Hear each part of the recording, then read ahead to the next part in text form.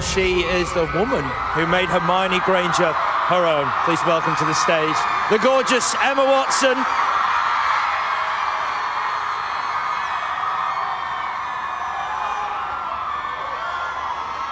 I can bring you over here. Isn't it amazing? I am completely overwhelmed. It's absolutely incredible.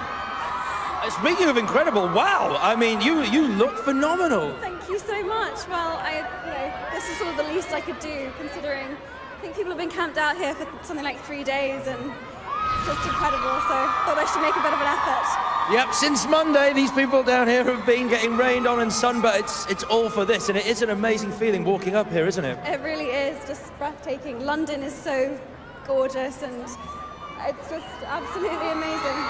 Right, let's talk about the final film, and there is one scene I have to address in particular. The fans have been waiting for it. I know you know. It is that scene. The kiss, how was that? The Ron-Hermione kiss.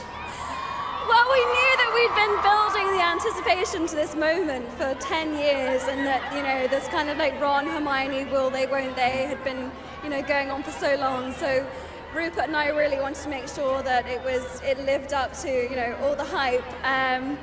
We were nervous, it was awkward, but I think, you know, we did the moment justice. So. I heard David Yates didn't tell you to the night before because you were so nervous. No, I mean, it was a good move, really, because, you know, we were nervous, and he just said the night before, we're doing it tomorrow. The funny thing about it is that the moment before we kiss, we also get soaked with a vat of water, so we had that going on as well, and it was just kind of like, you know, it was funny. I mean, we're so used to seeing yourself and Rupert and Daniel as the holy trinity of the Harry Potter films. I mean, are you going to miss that the most? Yeah, I will really miss those boys. I will really miss Rupert and Dan, and I'll just miss being Hermione. I just love living in her world, and I mean, how can you top this? It's just amazing. It's absolutely amazing. So. Do you have one memory that sticks out for you in the 10 years you've been making these films?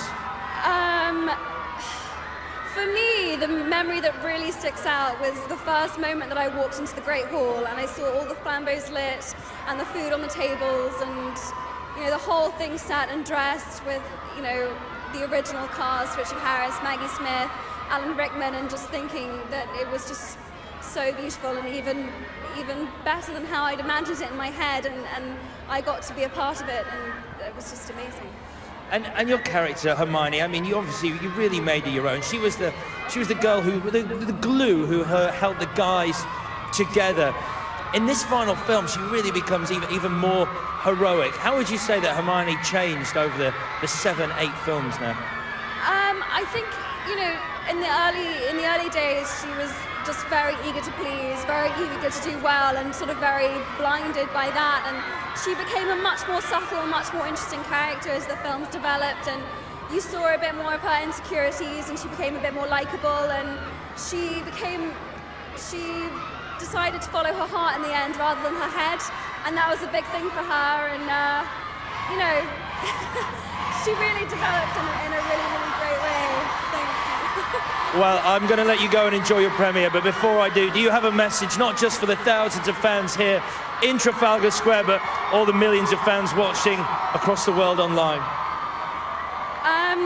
It's overwhelming to try and find the words to say what I want to say, but I have just been so privileged to play this role and be part of these films, and just thank you so much for all of your love and support, and for just embracing all of the work that we did. And I just have had the most amazing 10 years of my life, and just thank you so much. Thank you. Ladies and gentlemen, the wonderful Emma Watson.